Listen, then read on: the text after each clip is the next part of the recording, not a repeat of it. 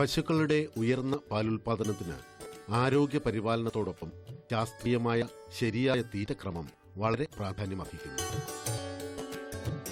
വെള്ളം കൂടാതെ അടിസ്ഥാന പോഷകങ്ങളായ അന്നജം, മാംസ്യം, കൊഴുപ്പ്, ജീവകങ്ങൾ, ധാതുക്കൾ എന്നിവയും നാരുകളും പാലുൽപാദനത്തിന് അത്യന്താപേക്ഷിതമാണ്. ഇവ വിവിധ തീറ്റകളിൽ വിവിധ അളവിലാണ് അടങ്ങിയിരിക്കുന്നത്. കന്നുകാലികളുടെ തീറ്റക്രമത്തെക്കുറിച്ചുള്ള അറിവില്ലായ്മയും ശാസ്ത്രീയമായ രീതിയിൽ തീറ്റപ്പുൽ കൃഷി അനുവർത്തിക്കാൻ കഴിയാത്തതും കന്നുകാലി വളർത്തൽ ലാഭകരമായി മുന്നോട്ട് കൊണ്ടുപോകാൻ ബുദ്ധിമുട്ടുണ്ടാക്കുന്ന ഘടകങ്ങളാണ്. നല്ല ഇനം തീറ്റപ്പുല്ല് ആവശ്യത്തിന് ലഭിക്കുകയാണെങ്കിൽ വിലപിടിപ്പുള്ള കാലിത്തീറ്റയുടെയും വൈക്കോലിന്റെയും അളവ് ഗണ്യമായി കുറച്ച് പാലുൽപാദനം ലാഭകരമാകാം. തീറ്റപ്പുല്ലിന്റെ കൃഷിരീതിയിൽ ചെറിയ ചില മാറ്റങ്ങളിലൂടെ വരുമാനം ഇരട്ടിയാക്കുന്ന ഒരു കർഷകനാണ് പാലക്കാട് കുനിശ്ശേരി കേക്കേടത്ത് സണ്ണി വർഗീസ്. ഒരിക്കൽ കൃഷിയിറക്കിയാൽ 5 വർഷത്തിലേറെ നീണ്ടു നിൽക്കുന്ന വിളവ്, നിത്യേന വരുമാനം, മറ്റു കാർഷിക സംരംഭങ്ങളുമായി തട്ടിച്ചു നോക്കുമ്പോൾ മികച്ച ലാഭം, മണ്ണും ജലവുമൊക്കെ സംരക്ഷിക്കുന്ന പ്രകൃതി സൗഹൃദ കൃഷിയാണെന്ന സന്തോഷവും, വരൾച്ചയെ പ്രതിരോധിക്കുന്നതും അത്യുൽപാദന ശേഷിയോടുകൂടി വളരെ ഉയരത്തിൽ വളരുന്നതും കാലികൾക്ക് ഏറെ പ്രിയങ്കരവുമാണ് സങ്കര നേപ്പിയർ പുല്ലുകൾ. ഏതൊക്കെ ഇനം പുല്ലുകളാണ് ഇവിടെ കൃഷി ചെയ്യുന്നത്? തുമ്പൂർ മൊഴി, CO3, CO4, CO5, കിളികുളം എന്നീ ഇനങ്ങൾ നേപ്പിയർ പുല്ലുകളാണ് ഇവിടെ കൃഷി ചെയ്തുകൊണ്ടിരിക്കുന്നത്. ഇതിൻ്റെയൊക്കെ പ്രത്യേകതകൾ എന്തൊക്കെയാണ്? CO3 ഇനത്തിന് ഇലകൾ കൂടുതലായിരിക്കും, പുല്ല് തണ്ട് കുറവായിരിക്കും. തണ്ട് കുറവാണ്, പുല്ല് ഒരു 10 അടി വരെ ഉയരം വയ്ക്കുന്നുണ്ട്. അതേസമയം CO4ഉം CO5ഉം കിളികുളം എല്ലാം 15 അടി വരെ ഉയരം വരുന്നുണ്ട്. തണ്ട് കൂടുതൽ വലിപ്പവും ഇലകൾ കുറവുമായിരിക്കും. ഇതിൽ കിളികുളത്തിൻ്റെയും CO5ൻ്റെയും തണ്ടിന് മാർദ്ദവമുള്ളതാണ്. CO5 ആണ് ഏറ്റവും കൂടുതൽ ഇപ്പോൾ ചിലവാകുന്നത്. CO5ൻ്റെ ഇളം തണ്ട് വളരെ മാർദ്ദവമുള്ള തണ്ടുകളാണ്, പശുക്കൾ കൂടുതൽ കഴിക്കുന്നുണ്ട്. ഏറ്റവും കൂടുതൽ വിളവെടുപ്പ് കിട്ടുന്നത് CO5 ആണോ? അതെ, CO5 നമ്മൾ തൂക്കി വിൽക്കുമ്പോഴും ഏറ്റവും കൂടുതൽ ഭാരക്കൂടുതൽ വരുന്നത് CO5നാണ്. കാരണം അതിന് തണ്ട് നല്ല വലിപ്പം ഉണ്ടാകും, അതുകൊണ്ട് ജലാംശം കൂടുതലുണ്ടാകും അതിൻ്റെ ഉള്ളിൽ, അപ്പോൾ അതിന് ഭാരക്കൂടുതലുണ്ട്. പിന്നെ അത് തന്നെയല്ല, പശുക്കൾക്കും നല്ലത് അത് തന്നെയാണ്. പെട്ടെന്ന് വയറ് നിറയുന്നു. സ്വന്തം ആവശ്യത്തിന് ഉപയോഗിക്കുകയാണെങ്കിൽ ചാഫ് കട്ടറും കൂടി ഉണ്ടെങ്കിൽ കൂടുതൽ സൗകര്യമാണ്. ആടുകൾക്ക് ഏതിനം പുല്ലാണ് നല്ലത്? ആടുകൾക്ക് എല്ലാത്തരം പുല്ലുകളും കൊടുക്കാം. അത് 20 ദിവസത്തിനും 25 ദിവസത്തിനും ഇടയ്ക്കായിട്ടേ കൊടുക്കാവുള്ളൂ. പക്ഷേ കൂടുതലും തുമ്പൂർ മൊഴിയാണ്. തുമ്പൂർ മൊഴി കുറച്ച് മൂപ്പെത്തിയാലും കൊടുക്കാൻ സാധിക്കും. കാരണം അതിൻ്റെ തണ്ട് വളരെ മാർദ്ദമുള്ളതും പോഷകാംശം കൂടുതലുള്ളതുമായ പുല്ലാണ്. അപ്പോൾ അത് ആടുകൾക്ക് ഏറ്റവും നല്ലതാണ്. സ്വന്തം സ്ഥലത്തും പാട്ടത്തിനെടുത്തതുമായ 16 ഹെക്ടർ സ്ഥലത്താണ് സണ്ണി വർഗീസ് തീറ്റപ്പുൽ കൃഷി ചെയ്യുന്നത്. ആഴ്ചയിൽ 1-2 ടൺ വീതം സ്ഥിരമായി വാങ്ങുന്ന 5ലേറെ ഫാമുകളും ചെറുകിട കർഷകരുമുണ്ട്. ഒരു വർഷം 7 തവണയാണ് പുല്ല് മുറിക്കുക.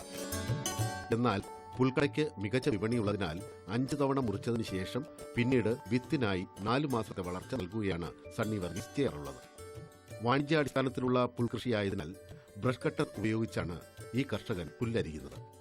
സാധാരണഗതിയിൽ സ്വന്തം ആവശ്യത്തിനാണ് പുൽകൃഷി നടത്താറുള്ളത്.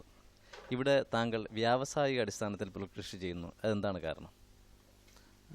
ഞാൻ എന്തായാലും കാർഷിക മേഖലയിലേക്ക് കടന്നു വന്നു കഴിഞ്ഞപ്പോൾ പശുക്കളെ നിലനിർത്തണമെന്നൊരാഗ്രഹം വന്നു.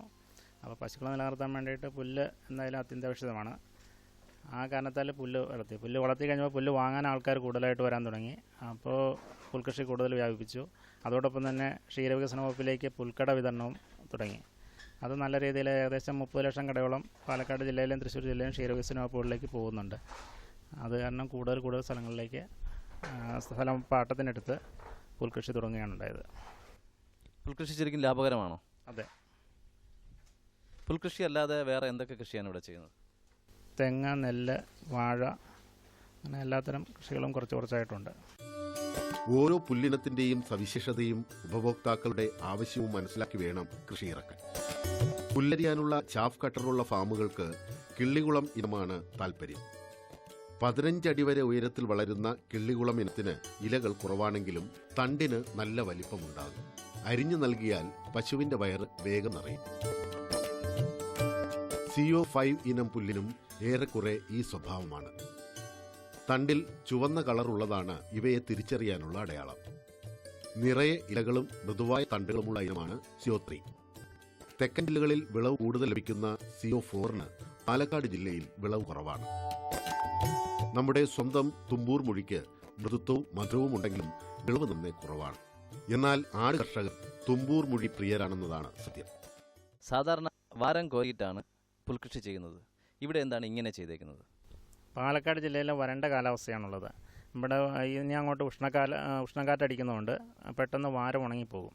അപ്പോൾ നിരപ്പായി നട്ട് കഴിഞ്ഞാൽ അതിന് പുൽക്കട വീണ്ടും പിടിച്ചു നിൽക്കാൻ, ഈർപ്പം പിടിച്ചു നിൽക്കാനുള്ള സാധ്യത കൂടുതലാണ്. അതേസമയം തൃശ്ശൂർ മുതൽ അങ്ങോട്ട് തെക്കൻ ജില്ലകളിലേക്കാണെങ്കിൽ ഈർപ്പമുള്ള കാലാവസ്ഥയാണ്. അപ്പോൾ വാരം കോരി എടുത്താലും പ്രശ്നം വരുന്നില്ല. ഒരു പുൽകൃഷി ചെയ്തു കഴിഞ്ഞാൽ അത് എത്ര വർഷം വരെ നിലനിൽക്കും? 4 മുതൽ 5 വർഷം വരെ നിലനിൽക്കുന്നുണ്ട്. ഇപ്പോൾ എൻ്റെ കയ്യിലുള്ള ഒരു പ്ലോട്ട് 5 വർഷമാകുന്നു ഒരു പ്ലോട്ട് നിൽക്കുന്നത്. ഇതുവരെ കുഴപ്പമൊന്നും ഉണ്ടായിട്ടില്ല. ഈൽഡും കുഴപ്പമില്ല. ഇതിൻ്റെ വളപ്രയോഗം എങ്ങനെയാണ്? വളം ആദ്യം നടുമ്പോൾ ചാണകപ്പൊടി ഇട്ട് നടുന്നു. വീണ്ടും ഇലകൾ വന്നതിന് ശേഷം 2 ഇല വന്നു കഴിഞ്ഞാൽ അല്പം യൂറിയ ഇട്ട് കൊടുക്കാം. യൂറിയ പൊട്ടാഷ്യം മിക്സ് ചെയ്ത് കൊടുക്കാം.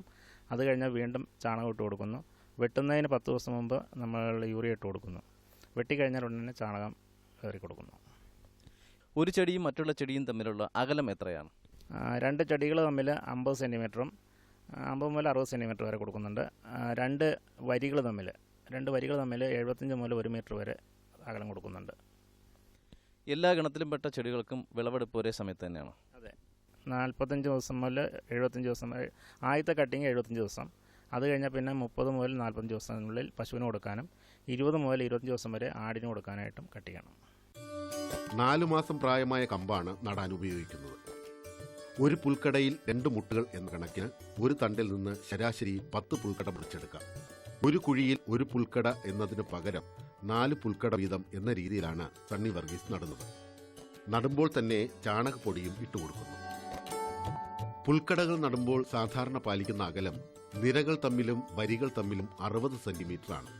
എന്നാൽ സണ്ണി വർഗീസ് 75 സെന്റിമീറ്റർ അകലത്തിലാണ് പുൽക്കടകൾ നടുന്നത്. പുൽക്കട നട്ടുകഴിഞ്ഞാൽ ഉടൻ നനയ്ക്കുകയും വേണം. സ്പ്രിംഗ്ലർ ഇറിഗേഷൻ സംവിധാനത്തിലാണ് സണ്ണി വർഗീസ് തന്റെ പുൽത്തോട്ടം നനയ്ക്കാറുള്ളത്.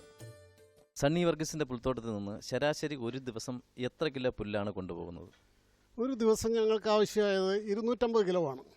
ആ 250 കിലോ വെച്ച് ആഴ്ചയിൽ 2 ദിവസമായിട്ട് ഞങ്ങളിവിടെ കൊണ്ടുപോകുന്നുണ്ട്. അത് ഏതൊക്കെ ഇനം പുല്ലാണ്?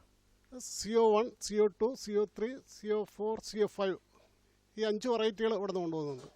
ശരാശരി എത്ര രൂപയാണ് 1 കിലോ പുല്ലിനാവുന്നത്? 1 കിലോ പുല്ല് ഞങ്ങൾ ഇവിടെ കൊടുക്കുന്നത് 3 രൂപ 50 പൈസ വെച്ചിട്ടാണ്. ഇത് ആടിനാണോ മെയിനായിട്ട് കൊടുക്കുന്നതല്ലേ?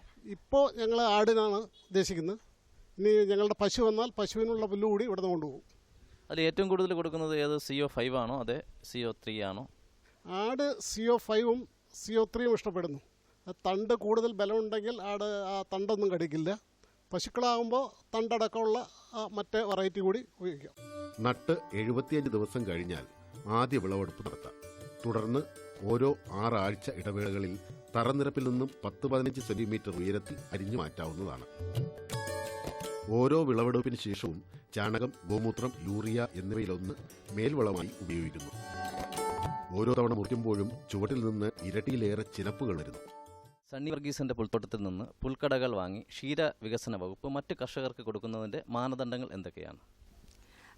ഓരോ സാമ്പത്തിക വർഷവും നമുക്ക് പുല്ലിനൊക്കെ ഇത്ര ടാർജറ്റ് എന്ന് പറഞ്ഞിട്ട് നമുക്ക് ഡിപ്പാർട്ട്മെൻറ്റിൽ നിന്ന് വരും. അപ്പോൾ ഈ പുൽത്തോട്ടമുള്ള ക്ഷീരകർഷകർ, സണ്ണിചണ്ട പോലെയുള്ള ക്ഷീരകർഷകർ, അദ്ദേഹം അപ്ലിക്കേഷൻസ് നമ്മൾ DO ഓഫീസിലേക്ക്, അതായത് ബ്ലോക്കിൻ്റെ കീഴിലുള്ള ഈ ഡയറി എക്സ്റ്റൻഷൻ സർവീസ് യൂണിറ്റിലേക്ക് അപേക്ഷ തരും. അപ്പം നമ്മളത് വന്ന് വെരിഫൈ ചെയ്യും. ഇവർക്ക് ഇത്ര പുൽത്തോട്ടം ഉണ്ടോ, എങ്ങനെയാണ് അവർക്ക് സപ്ലൈ ചെയ്യാനുള്ള അത്രയും പുല്ലുണ്ടോ, പുൽക്കടകളുണ്ടോ, പിന്നെ ബാക്കിയുള്ള അവർ കൃത്യം ടൈമിന് ഇറക്കുമോ, അത് എല്ലാ കാര്യങ്ങളും നമ്മൾ അന്വേഷിച്ച് വെരിഫൈ ചെയ്തതിന് ശേഷം നമ്മുടെ ജില്ലാ ഓഫീസിലേക്ക്, നമ്മുടെ ഡെപ്യൂട്ടി ഡയറക്ടറിലേക്ക് നമ്മൾ അത് റെക്കമെൻഡേഷൻ ചെയ്യും. നമ്മുടെ ഡെപ്യൂട്ടി ഡയറക്ടർ അവിടെ നിന്ന് നമ്മുടെ ഡയറക്ടറിൻ്റെയിലേക്ക് റെക്കമെൻഡ് ചെയ്തിട്ട് അതിനുള്ള സാങ്ഷൻ മേടിച്ചിട്ടാണ് ഇവർക്ക് പുൽക്കട ഇറക്കാനുള്ള അനുമതി കൊടുക്കുന്നത്.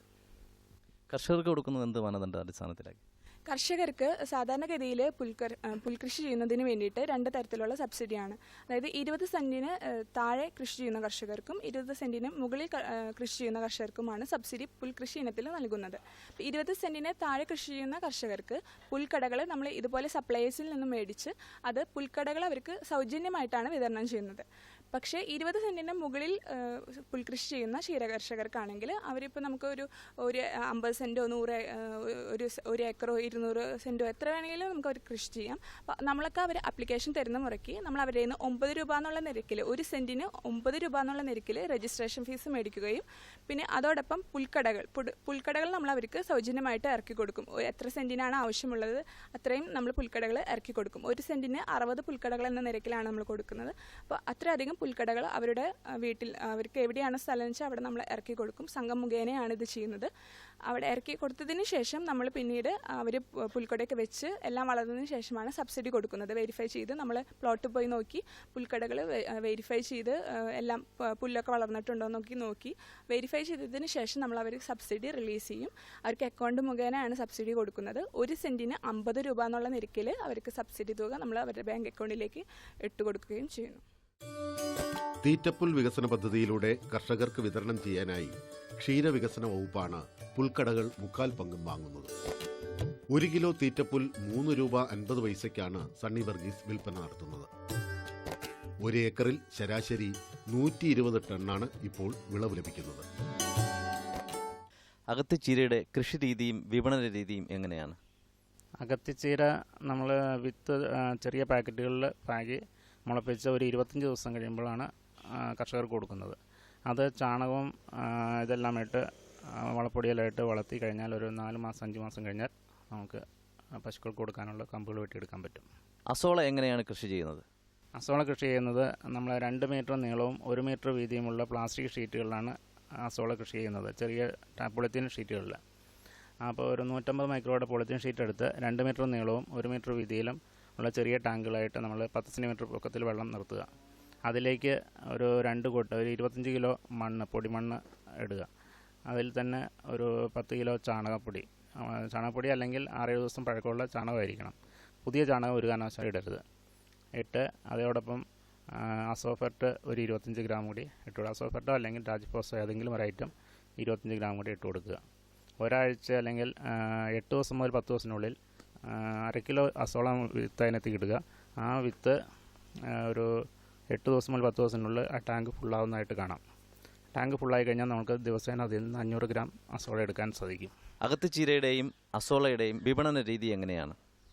അസോള നമ്മൾ ഡയറി ഡിപ്പാർട്ട്മെൻറ്റ് ക്ഷീരവികസന വകുപ്പിലേക്കാണ് അധികം വിതരണം ചെയ്യുന്നത്. അത് ഒരു കിറ്റായിട്ടാണ് കൊടുക്കുന്നത്. ഇത് ഇടുവാനുള്ള ഷീറ്റ് 150 മൈക്രോയുടെ ഷീറ്റും പിന്നെ അതിന് വേണ്ടുന്ന വിത്തും പിന്നെ അതെടുക്കുവാനുള്ള സ്ട്രെയിൻ അരിപ്പ കോരിയെടുക്കുവാനുള്ളത് പിന്നെ അതിൻ്റെ ചെയ്യുന്ന രീതി ഇതെല്ലാം വിവരിക്കുന്ന ഒരു ബ്രോഷറും എല്ലാം അടക്കമാണ് കൊടുക്കുന്നത്. അതിന് എത്ര രൂപയാണ് ചാർജ് ചെയ്യുന്നത്? 475 രൂപ. 2016-17 ക്ഷീരവികസന വകുപ്പിന്റെ തീറ്റപ്പുൽ വികസന പദ്ധതിയിൽ ഉൾപ്പെടുത്തി 70 സ്ക്വയർ മീറ്റർ വലുപ്പമുള്ള റെയിൻ ഷെൽട്ടറിൽ അസോളയും അകത്തിച്ചീരയുടെ തൈകളും കൃഷി ചെയ്ത് വിപണിയിലെത്തിക്കുന്നു. 1 മീറ്റർ വീതിയും 2 മീറ്റർ നീളവുമുള്ള 7 ടാങ്കുകളാണ് സണ്ണി വർഗീസ് അസോള കൃഷി ചെയ്യുന്നത്. ഓരോ ടാങ്കിൽ നിന്നും ദിവസേന 1.5 കിലോ വീതം അസോള വാരിയെടുക്കാം. 1/2 കിലോഗ്രാം അസോള, അരിപ്പ്, silpaulin sheet, azo food, brochure, big shopper എന്നിവ ചേർന്ന അസോള കിറ്റ് 475 രൂപയ്ക്കാണ് സണ്ണി വർഗീസ് വിൽപ്പന നടത്തുന്നത്. ഇനി നമുക്ക് സണ്ണിയുടെ തൊഴുത്തിലേക്ക് ചെല്ലാം. പശുക്കൾ എത്ര ഇനം പശുക്കളുണ്ട് ഇവിടെ? 3 ഇനത്തിൽപ്പെട്ട പശുക്കളും പിന്നെ നാടൻ പശുക്കളുമുണ്ട്. എത്ര പശുക്കളാണുള്ളത് ആകെ? മൊത്തം 26 പശുക്കളുണ്ട്. ഏതൊക്കെയാണോ ഒന്നുകൂടെ പറയാം? ജേഴ്സി, HF, പിന്നെ സിസ് ബ്രൗണിൻ്റെ ക്രോസ്, പിന്നെ തനി നാടൻ പശുക്കളായ കാസർഗോഡ് കുള്ളനും വെച്ചൂർ പ്രസിൻ്റെ ഒരു ഇനമുണ്ട്. ഇതിൽ നിന്ന് ശരാശരി എത്ര ലിറ്റർ പാൽ ഒരു ദിവസം കിട്ടും? ഏകദേശം 120 ലിറ്റർ വരെ കിട്ടിയിരുന്നതാണ്. ഇപ്പോൾ പാൽ കുറവാണ്. എന്നാലും ശരാശരി ഉദ്ദേശം എത്ര കിട്ടും നമുക്കിപ്പോൾ? ഇപ്പോൾ ഒരു 80 ലിറ്റർ 80 ലിറ്റർ പാൽ കിട്ടുന്നുണ്ട്. പാലിന് എങ്ങനെയാണ് വിപണി എങ്ങനെയാണ്? വിപണി കുറച്ച് പാലിവിടെ പ്രാദേശികമായിട്ട് ആളുകൾ വന്ന് വാങ്ങിക്കൊണ്ട് പോകുന്നുണ്ട്. 40 രൂപ വില വെച്ചിട്ട്. പിന്നെ സൊസൈറ്റിയിലും കൊടുക്കുന്നുണ്ട്. മാടമ്പാറ ക്ഷീരസംഘത്തിലാണ് പാല് കൊടുക്കുന്നത്. പശുവളർത്തലും ലാഭകരമാണ്. അതെ. 2009-2010 MSDP പദ്ധതി പ്രകാരം 5 പശുവിനെ വാങ്ങി വളർത്തി തുടങ്ങിയ സണ്ണി വർഗീസിന്റെ തൊഴുത്തിൽ ഇപ്പോൾ 27 പശുക്കളാണുള്ളത്. ചുറ്റും കാറ്റും വെളിച്ചവും കിട്ടുന്ന രീതിയിൽ ഉയർന്ന മേൽക്കൂരയുള്ള ഷെഡിൽ HF, ജേഴ്സി, കാസർഗോഡ് കുള്ളൻ, വെച്ചൂർ എന്നീ ഇനങ്ങളാണുള്ളത്. ചോളപ്പൊടി, തവിട്, പട്ടാണിത്തൊണ്ട്, ജേഴ്സി പിണ്ണാക്ക്, ഗോതമ്പ് തവിട് എന്നിവ മിക്സ് ചെയ്ത് ദിവസവും 2 നേരമാണ് തീറ്റ കൊടുക്കാറുള്ളത്. ഇതിനോടൊപ്പം ചോളം പുഴുങ്ങിയും പശുക്കൾക്ക് കൊടുക്കാറുണ്ട്. ദിവസം 70 ലിറ്റർ പാലാണ് ഈ കർഷകന് ലഭിക്കുന്നത്. 40 ലിറ്റർ പാൽ ക്ഷീരസഹകരണ സംഘത്തിനും ബാക്കി ലിറ്ററിന് 40 രൂപ നിരക്കിൽ അയൽപക്കക്കാർക്കും കൊടുക്കുന്നു. സണ്ണി വർഗീസിന്റെ മറ്റൊരു വരുമാന മാർഗമാണ് ആടുവളർത്തൽ.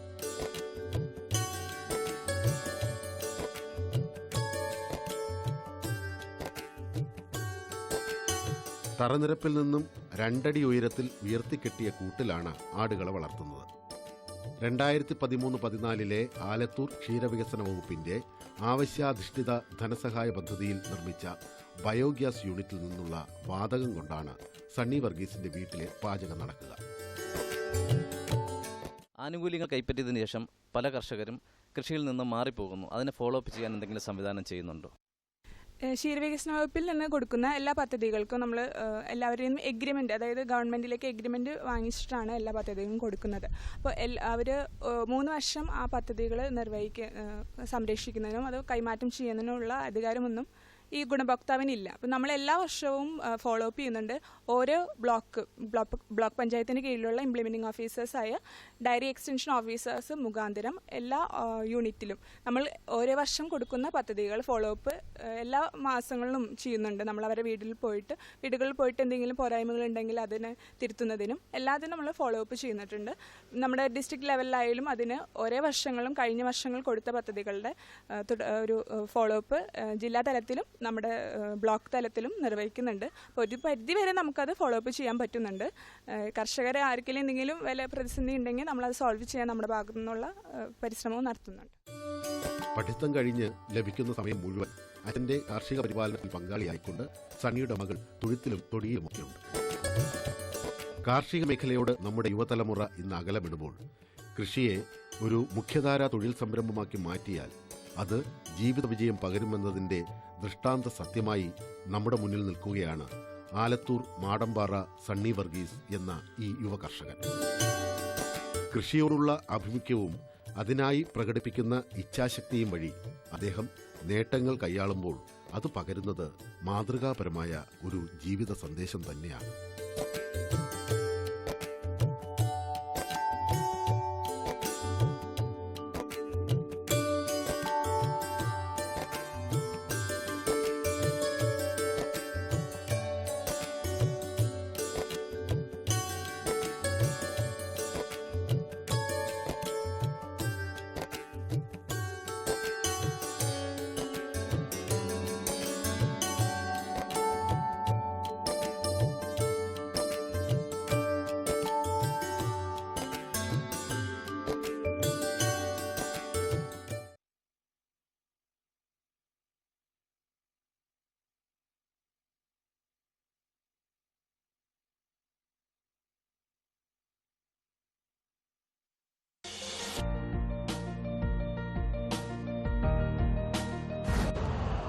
यूरिया का स्वदेशी उत्पादन 70 लाख टन बढ़ाने के लिए 6 उर्वरक संयंत्रों का उद्धार किया जा रहा है। FCIL के गोरखपुर, सिंदरी, तलचर और रामागुंडम संयंत्र, HFCL की बरौनी इकाई और BVFCL की नामरू फोर्थ। सोने पर सुहागा ये है कि देश में अब बनेगा सिर्फ नीम लेपित यूरिया, क्योंकि इससे होगा किसानों का फायदा ही फायदा। अनाज का उत्पादन 10% तक बढ़ेगी 10 से 15% नाइट्रोजन क्षमता।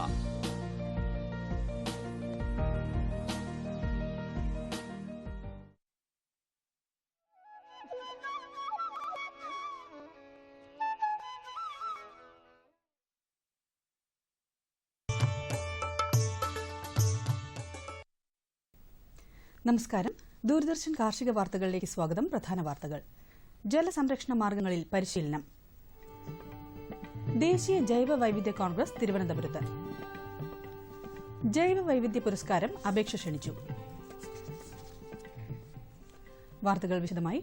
കാസർഗോഡ് കേന്ദ്ര തോട്ടവിള ഗവേഷണ കേന്ദ്രത്തിൽ വെച്ച് ഈ മാസം 7-8 തീയതികളിൽ വിവിധ ജലസംരക്ഷണ മാർഗങ്ങൾ, സൂക്ഷ്മ ജലസേചന രീതികൾ, ജലസുരക്ഷയുടെ ആവശ്യകത എന്നിവ ഉൾക്കൊള്ളിച്ചുകൊണ്ടുള്ള പ്രവൃത്തി പരിശീലന പരിപാടി സംഘടിപ്പിക്കുന്നു. പരിശീലനത്തിന്റെ ഭാഗമായി കൃഷിയുടെ സന്ദർശനവും ഉണ്ടായിരിക്കുന്നതാണ്. കൂടുതൽ വിവരങ്ങൾക്ക് ബന്ധപ്പെടാവുന്ന ഫോൺ നമ്പർ 049 94 232 894.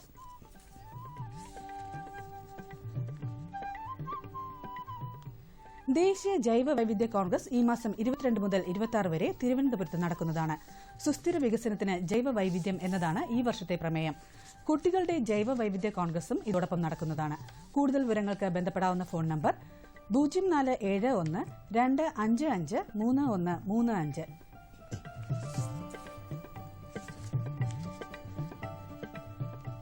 കൃഷി, മണ്ണ് പര്യവേഷണ സംരക്ഷണ വകുപ്പ് കാർഷിക മേഖലയിൽ വർഷം തോറും നൽകിവരുന്ന വിവിധ അവാർഡുകൾക്ക് നാമനിർദ്ദേശ പത്രികകൾ ക്ഷണിക്കുന്നു. നെൽക്കതിർ അവാർഡ്, കർഷകോത്തമ, കേരകേസരി, യുവ കർഷക, കർഷക തിലകം, കൃഷി വിജ്ഞാൻ, ഹരിതമുദ്ര തുടങ്ങി കൃഷിയുടെ വിവിധ മേഖലകളിലായി 30ഓളം അവാർഡുകളാണ് ഏർപ്പെടുത്തിയിരിക്കുന്നത്. 2016 വർഷത്തെ കാർഷിക മേഖലയിലുള്ള പ്രവർത്തന മികവിനാണ് അവാർഡ് നൽകുന്നത്. മികച്ച ജൈവ കൃഷി നടത്തുന്ന ആദിവാസി ഊരുകൾ, മികച്ച ഹയർ സെക്കൻഡറി സ്കൂൾ കർഷക പ്രതിഭ, മികച്ച കോളേജ് കർഷക പ്രതിഭ, കൃഷി നടത്തുന്ന മികച്ച റെസിഡൻസ് അസോസിയേഷൻ എന്നിവർക്കുള്ള അവാർഡുകളും ഈ വർഷം മുതൽ ഏർപ്പെടുത്തിയിട്ടുണ്ട്. അവാർഡിനുള്ള അപേക്ഷ അതാത് കൃഷിഭവനുകളിലും ജില്ലാ മണ്ണു സംരക്ഷണ ഓഫീസിലും ഈ മാസം 15-ാം തീയതിക്ക് മുൻപ് സമർപ്പിക്കേണ്ടതാണ്. കൂടുതൽ വിവരങ്ങൾക്ക് സന്ദർശിക്കാവുന്ന website karshigakeeralam.gov.in, keralaagriculture.gov.in.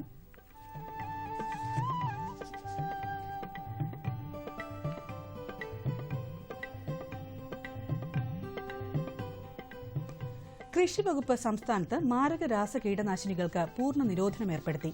Endosulfan, carbofuran, methyl demeton, methyl parathion, monocrotophos, phorate, methomyl, profenofos, triazophos എന്ന കീടനാശിനികളുടെയും മെർക്കുറി ക്ലോറൈഡ്, എഡിഫൻഫോസ്, ട്രൈസൈക്ലാസോൾ, ഓക്സി തയോക്കിനോയിഡ് എന്നീ കുമിൾനാശിനികളുടെയും ആൻലോഫോസ്, പാരക്വേറ്റ്, തയോബെൻ കാർബ്, അട്രാസിൻ എന്നീ കളനാശിനികളുടെയും വിതരണവും വിൽപ്പനയുമാണ് സംസ്ഥാനത്ത് പൂർണ്ണമായും നിരോധിച്ചത്. അസഫേറ്റ്, കാർബോസൾഫാൻ, ക്ലോർ പൈറിഫോസ്, സൈപ്പർമെത്രീൻ എന്നീ കീടനാശിനികളുടെയും 2.4-D ഗ്ലൈഫോസേറ്റ് എന്നീ കളനാശിനികളുടെയും വിതരണത്തിനും ഉപയോഗത്തിനും കർശന നിയന്ത്രണവും ഏർപ്പെടുത്തിയിട്ടുണ്ട്. തൃശൂർ വെള്ളാനിക്കര ഇൻസ്ട്രക്ഷണൽ ഫാമിൽ ഹൈടെക് അടുക്കളത്തോട്ട പച്ചക്കറി കൃഷിയിൽ പരിശീലനം നൽകുന്നു. കൂടുതൽ വിവരങ്ങൾക്ക് ബന്ധപ്പെടാവുന്ന ഫോൺ നമ്പർ 9961 533547. ഇനി കമ്പോള നിലവാരം. വെളിച്ചെണ്ണ കൊച്ചി 13,700 രൂപ, കോഴിക്കോട് 14,500 രൂപ, തൃശൂർ 13,700 രൂപ. കൊപ്ര കൊച്ചി 9,240 രൂപ, കോഴിക്കോട് 9,200 രൂപ, തൃശൂർ 9,205 രൂപ. കുരുമുളക് അൺഗാർബിൾഡ് 61,900 രൂപ, കുരുമുളക് ഗാർബിൾഡ് 64,900 രൂപ. ചുക്ക് മീഡിയം 13,500 രൂപ, ചുക്ക് ബെസ്റ്റ് 14,500 രൂപ. മഞ്ഞൾ സേലം 9,600 രൂപ, മഞ്ഞൾ ഈറോഡ് 9,800 രൂപ. അടയ്ക്ക 19,000-നും 20,000-നും മധ്യേ. കൊച്ചി റബ്ബർ RSS 5ാം ഗ്രേഡ് 15,100 രൂപ, റബ്ബർ RSS 4ാം ഗ്രേഡ് 15,900 രൂപ. കോട്ടയം റബ്ബർ RSS 5ാം ഗ്രേഡ് 15,100 രൂപ, റബ്ബർ RSS 4ാം ഗ്രേഡ് 15,900 രൂപ. കമ്പോള നിലവാരം കൊച്ചിയിൽ. വെളിച്ചെണ്ണ 13,700 രൂപ, കൊപ്ര 9,205 രൂപ, പിണ്ണാക്ക് എക്സ്പെല്ലർ 2,400 രൂപ, പിണ്ണാക്ക് റോട്ടറി 2,700 രൂപ. കുരുമുളക് അൺഗാർബിൾഡ് 61,900 രൂപ, കുരുമുളക് ഗാർബിൾഡ് 64,900 രൂപ. ചുക്ക് മീഡിയം 13,500 രൂപ, ചുക്ക് ബെസ്റ്റ് 14,500 രൂപ. മഞ്ഞൾ നാടൻ 11,500 രൂപ, അടയ്ക്ക പുതിയത് 16,000-നും 18,000-നും മധ്യേ. ജാതിക്ക തൊണ്ടൻ കിലോഗ്രാമിന് 250-നും 275-നും മധ്യേ. ജാതിക്ക തൊണ്ടില്ലാത്തത് 440-നും 470-നും മധ്യേ. ജാതിപത്രി 550-നും 600-നും മധ്യേ. ഗ്രാമ്പു 740 രൂപ. റബ്ബർ RSS 5ാം ഗ്രേഡ് 15,100 രൂപ, റബ്ബർ RSS 4ാം ഗ്രേഡ് 15,900 രൂപ. ഒട്ടുപാൽ 10,900 രൂപ, ലാറ്റക്സ് 10,000 രൂപ. കാലാവസ്ഥ. കണ്ണൂർ കൂടിയ താപനില 33.7 ഡിഗ്രി സെൽഷ്യസ്, കുറഞ്ഞ താപനില 23.4 degree Celsius. Kozhikode 34.6, 22.6. Kochi 33, 23.6. Alappuzha 34.1, 23.8. Punalur 34.5, 19.2. Thiruvananthapuram 33.8, 21.4 degree Celsius. ഇതോടെ ഇന്നത്തെ കാർഷിക വാർത്തകൾ സമാപിക്കുന്നു. നമസ്കാരം.